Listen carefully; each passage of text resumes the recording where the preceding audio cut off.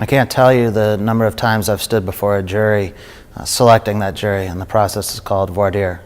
That's the process of impaneling the jury. And we talk about the issues of he said, she said cases, where one person is making an allegation against another, the other person saying, I didn't do it.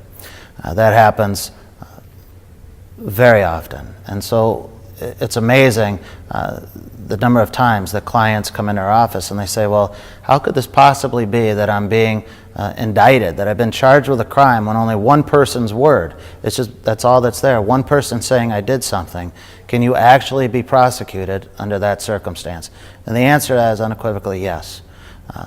It's been unfortunate, but I've stood in so many courtrooms where the only evidence against my client was just the word of one person.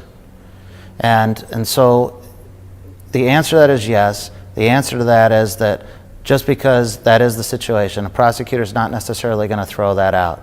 And so, you know, there are times where a client says, well, I'll just wait. The prosecutor has to throw this out. They have to realize that just because someone said something, that's not enough.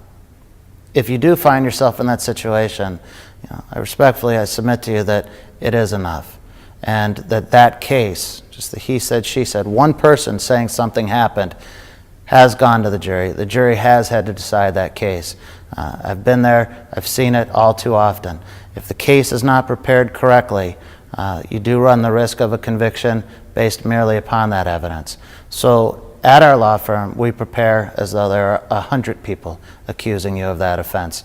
Even in that situation where it is just one, we prepare as though it's caught on videotape, so that at the end of that case, we hope to secure a favorable verdict, and we hope that that accuser, that one person, forever remembers that they can't just make an allegation against someone and hope that that's going to fly.